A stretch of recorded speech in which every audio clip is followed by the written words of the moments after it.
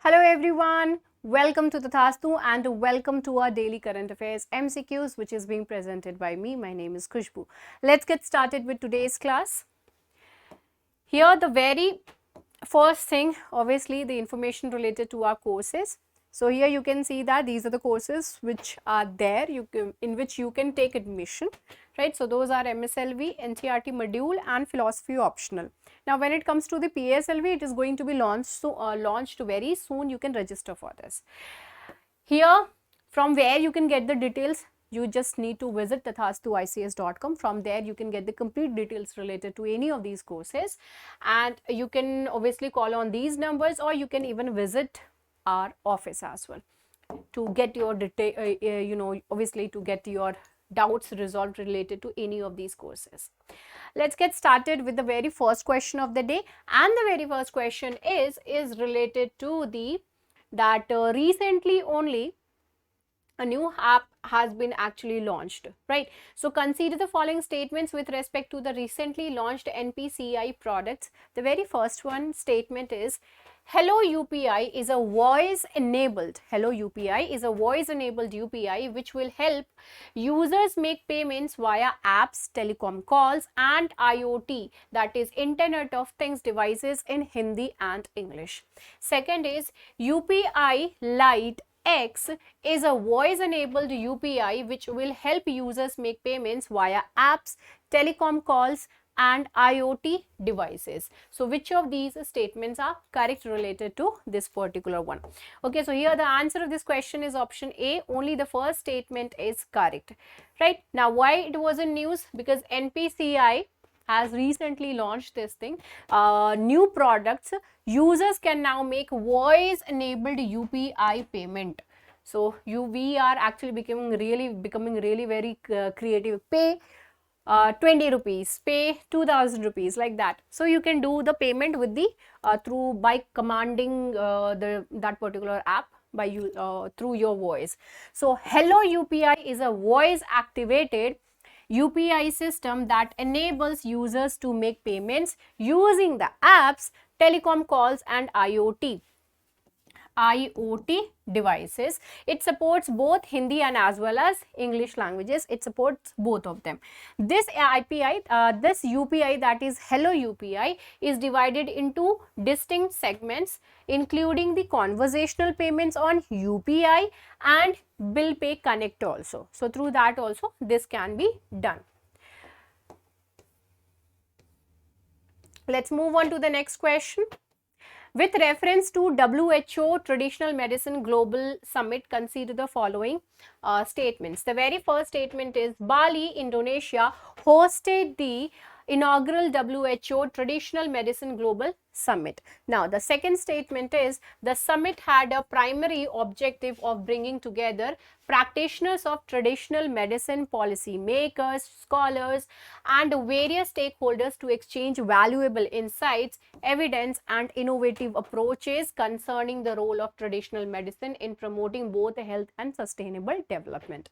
So you have to find out that which of these are correct over here. Answer to this question is option B, that is the second statement is correct. The first statement is incorrect over here. Here the inaugural WHO Traditional Medicine Global Summit took place in Gandhinagar, Gujarat, not that there in the Singapore. Okay. Second statement is correct.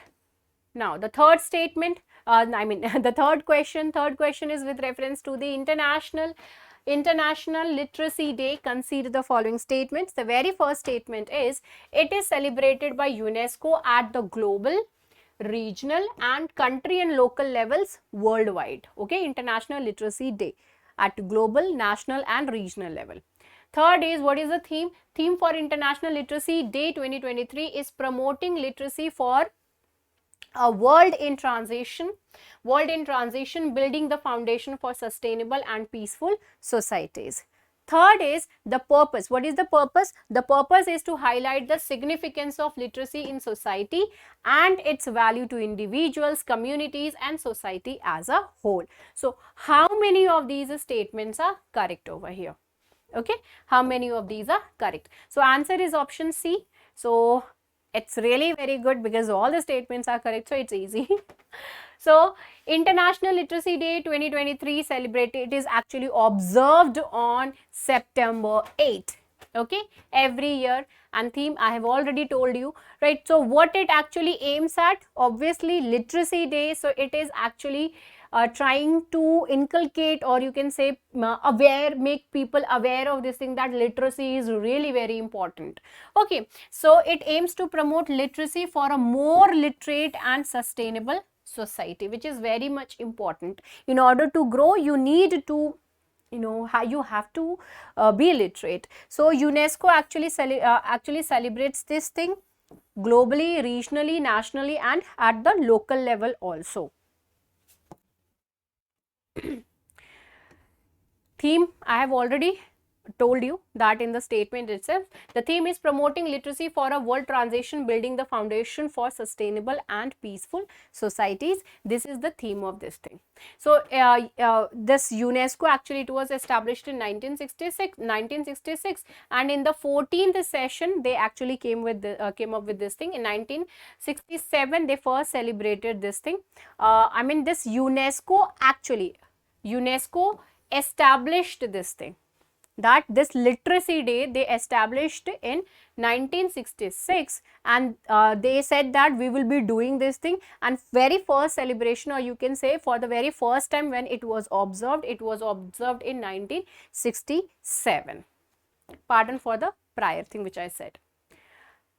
Now the question number 4, Justice Amitva Roy committee, which was recently in news, is related to what? The very first statement is to examine prison infrastructure.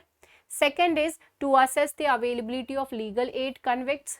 Third is to recommend measures for the prevention of unnatural deaths in prisons. Fourth is to address issues of overcrowding and violence in prisons. Okay, so these are the options. Answer is option D, to address issues of overcrowding and violence in the prisons. We had already covered this thing in our DNA. This is very important issue though, very important thing, because we are overcrowding prisons and we are not providing the sufficient facilities, and we are not even able to maintain that as well.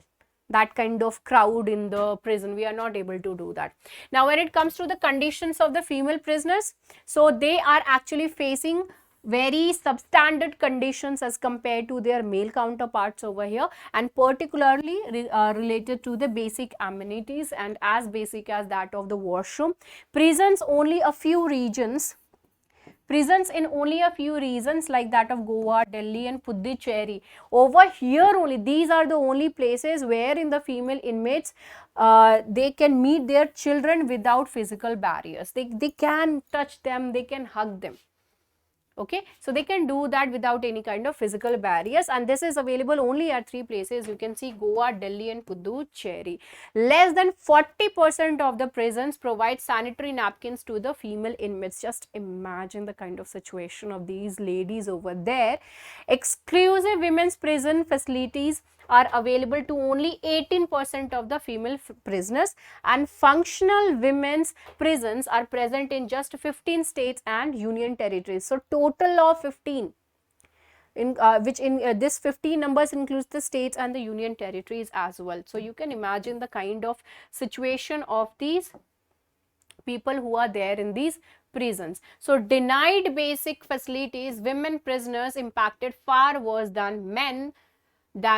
Supreme Court panel on prison reforms over here.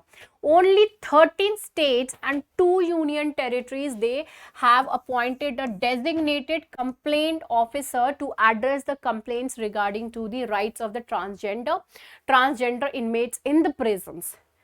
Only these much, only 15. So 13 of the states and 2 of the union territories. So most of the states and union territories, they actually lack the welfare schemes. They lack all these kind of things. Number of suicides are also being increased because of being humiliated and because of many reasons. So suicides constitute a significant portion of the 817 unnatural deaths reported in Indian jails between 2017 and 2021. Okay. Now let's move on to the last question of the day, and the question is, consider the following statements with reference to the Cymbidium lancifolium. The very first statement is that Cymbidium lancifolium is a popular ornamental plant that is grown for its long-lasting flowers, wide range of colors and elegant appearance. Second is, this is very famous plant endemic to America and Latin America. So you have to find out that which of these are correct. Answer of this is only the first statement is correct over here. Rare orchid species found in Uttarakhand's Shopta Valley. So obviously अगर आप बोले कि if you are saying that it is available only in that part America and Latin America, so that is wrong over here. So the cultivation of this flower is a very popular ornamental plant that is grown for its long lasting flowers. Flowers actually last for really very long, and a wide range of colors and the very elegant appearance over here. You can see these flowers, these are so beautiful one. Now this actually you can find this particular flower in a wide range of areas, right? So you can find in the Himalayan region, Assam, Sikkim, Nepal, Bhutan, China, Taiwan, Japan, and many other Southeast Asian countries also. Okay, so this is the reason why the second statement was incorrect, right? So you can find it in the various regions. I'm repeating it all over again: India, Himalayas, Assam, Sikkim, Nepal, Bhutan, China, Taiwan, Japan. Okay, and many of the parts of the South Asian countries as well, you can find it. What is the habitat? This actually grows in the broad leaf forests with rich soil and plenty of leaf litter over there. Okay, so these are the places where this is the place wherein it actually grow.